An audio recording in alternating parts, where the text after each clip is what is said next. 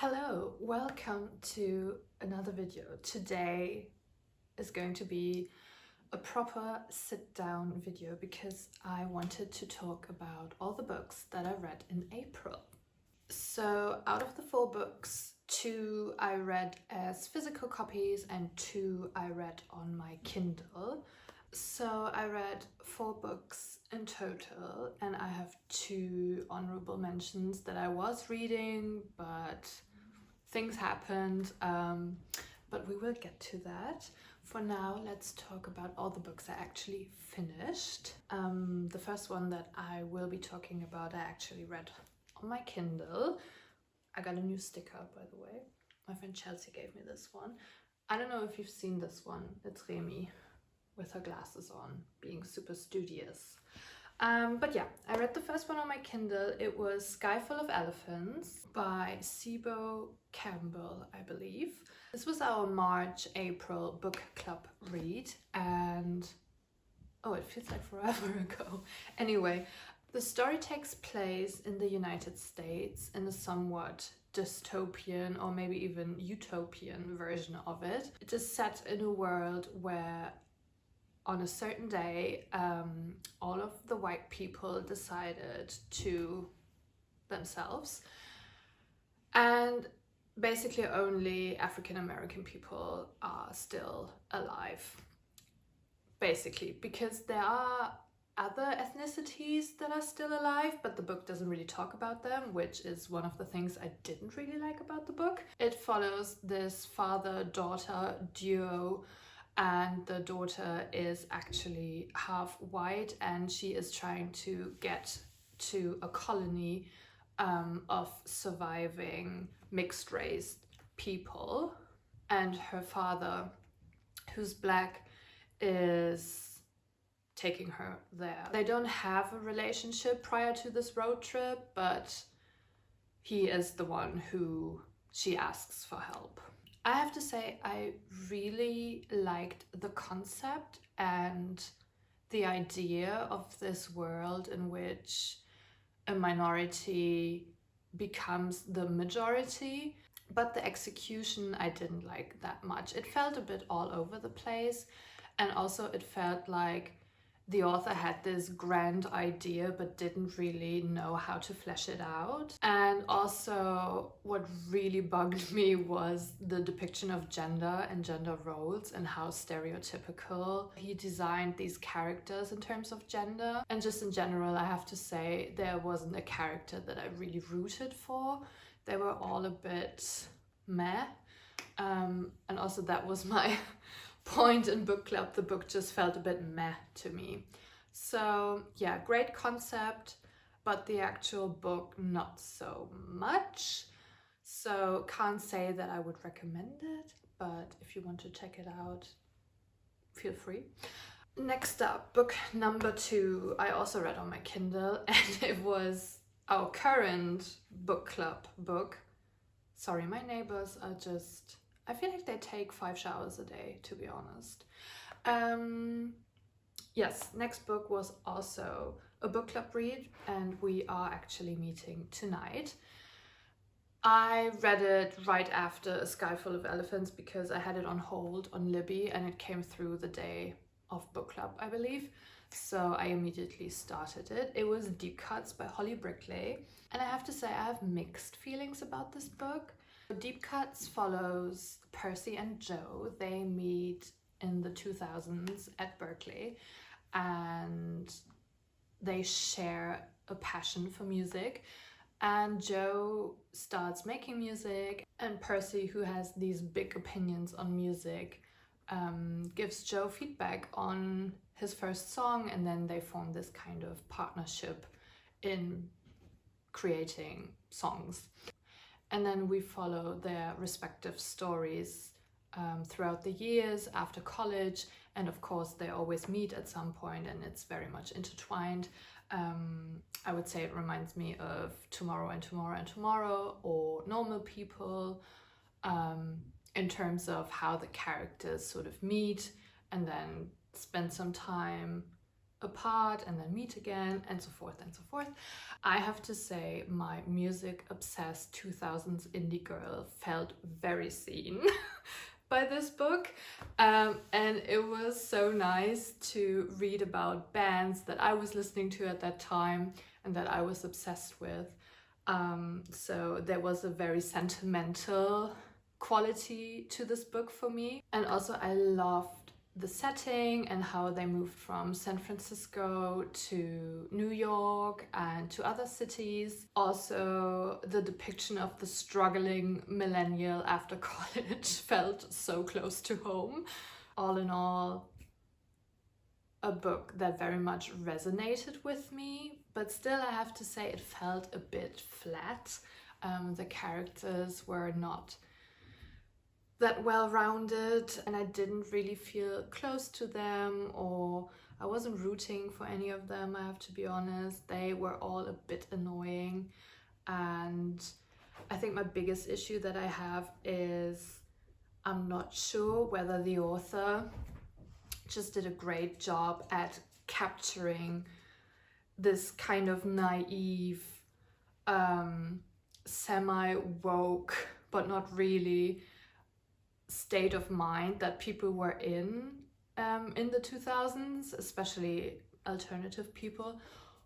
Or she's a bit problematic, to be honest, because there were some parts in the book that I'm not sure if we need these things in 2025, especially when it comes to racism or sexism. It felt a bit icky at times. If she did it on purpose as part of the characters, it's actually well done. But if it's just her, and I have the fear that it might be,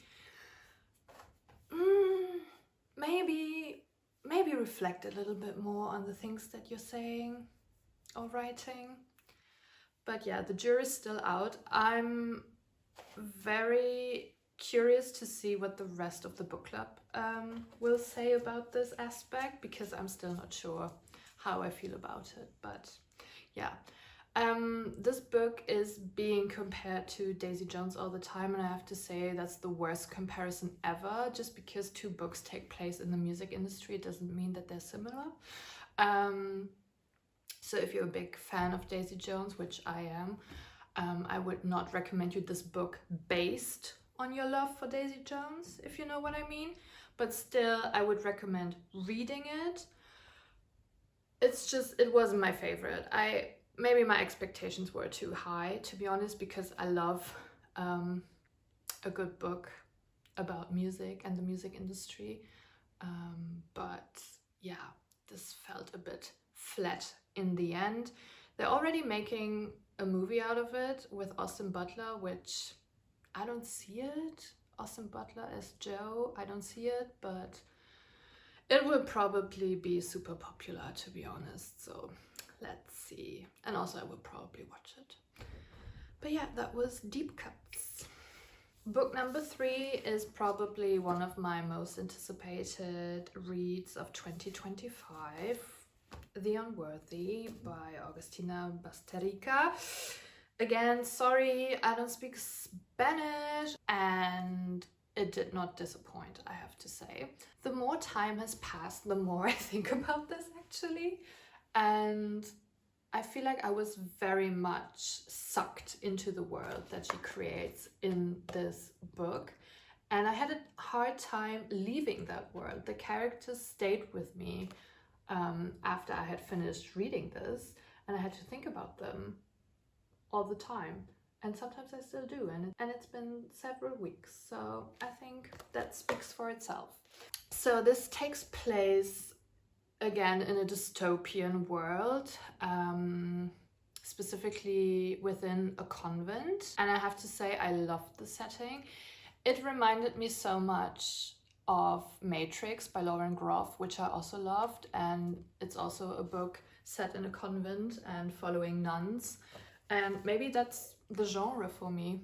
That's my new subgenre, my new favorite subgenre, stories about nuns. This is a horror novel, and I feel like it had a good amount of body horror. At certain points I had to scream out loud because it was so disgusting, but it wasn't too overpowering, which I enjoyed and I appreciated very much. Because sometimes I feel like horror novels are trying too hard to provoke strong reactions within the reader, just for the shock of it, and I feel like this was a very good mixture of body horror and normal storytelling. And as I've said, these characters stayed with me. It was a very emotional read for some reason. I cried towards the ending, but also the ending was a bit disappointing. Oh, there was this huge crescendo towards the end, and then the ending was kind of decrescendo, because I don't know what was going on, but the ending in and of itself was a bit, oh, okay. And I had to go back at least 5 times and read it over and over again because I felt like I had missed something. So yeah, maybe be aware that the ending might be a bit confusing, or maybe it was just me, I'm not sure. But overall, highly recommend reading this.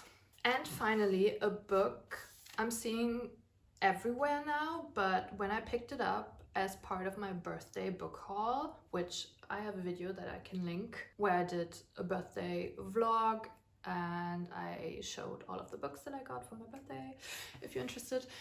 And I had heard nothing about this book. I just picked it up because it looked good. And now it's all over the place. So yeah, what can I say? I am psychic. Anyway, it's Hunchback by Sao Ishikawa. It's Japanese translated fiction about a woman who is disabled and she lives in a care home and she writes erotica online. And one day, one of her male caretakers reveals to her that he has been reading her online stuff. I loved this. After you finish watching this video, go out, get this book. This was definitely my favorite read in April, and I can already tell that this will be in my top books of 2025 because it is so special. I read it in 2 days, I believe, because it is very short, but this does not take away from the depth that this book carries. And at the same time, it's so funny. I had to laugh out loud so many times. If you're squeamish about everything pertaining to adult activities, this is not the book for you. But if you're not, I think you will have a great time. One thing that stayed with me and that got me thinking was she talks about how inaccessible reading can be for disabled people. She almost makes fun of readers who are obsessed with physical books and kind of look down on people who don't read physical books, and how this is in and of itself very ableist, because of course not everyone is able to hold a physical book and to read a physical book, and people who, you know, consume books in a different kind of way are not less than people who read physical books. And she talks about how some book lovers, that's what she calls them, are obsessed with physical books because they love the smell of books. And I mean, I love the smell of books, but I just loved how witty she talks about this, and, you know, kind of changes your perspective, because yes,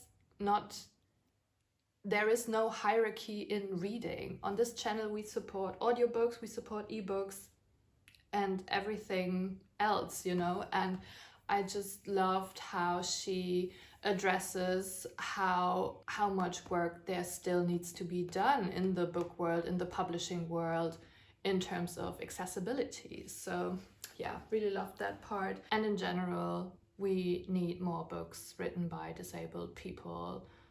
finding their way into the mainstream media. And I think this won one of the most important literary prizes in Japan. So, and of course I have a very different experience, but as a chronically ill person, I always love reading other people's point of view and how they are experiencing everyday life and things that you don't necessarily think about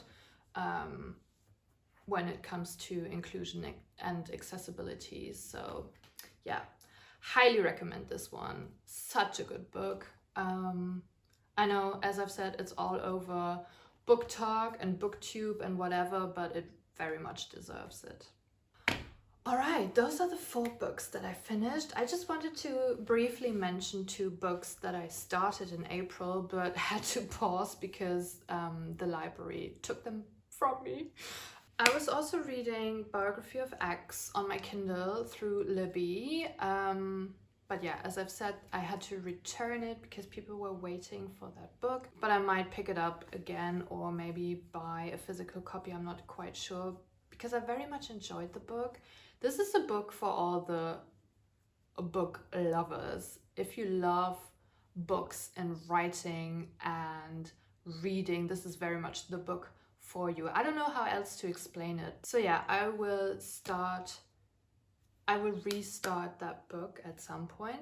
And then also another book that I had to return that I was listening to as an audiobook was Travels with Charlie by John Steinbeck. And I just got another version of the audiobook on my phone because I really want to continue listening to this. This is about John Steinbeck and a road trip that he is on with his dog Charlie, and they travel all throughout the United States.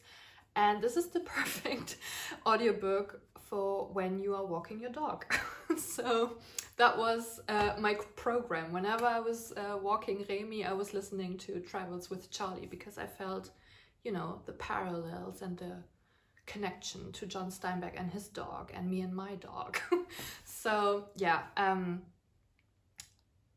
as I've said, I just got a version downloaded on my phone through Audible, and I will continue listening to this when I walk the dog in an hour, actually. So yeah, perfect timing. Alright, those were all the books that I read in April. What was your favorite read of April? I feel like I'm very much getting back into reading. I feel like I was in somewhat of a reading slump during winter, but now, you know, the weather is getting nicer, I'm out and about, and I can take my book anywhere. I think I will get much more reading done now that the weather is getting nicer. And then summer, of course, is always reading time. But yeah, let me know what was your favorite book in April. Also let me know, did you DNF any books in April? That's also always very interesting. Let me know in the comments, and otherwise please make sure to like the video, subscribe to the channel, and yeah, I will be seeing you in the next one. Bye!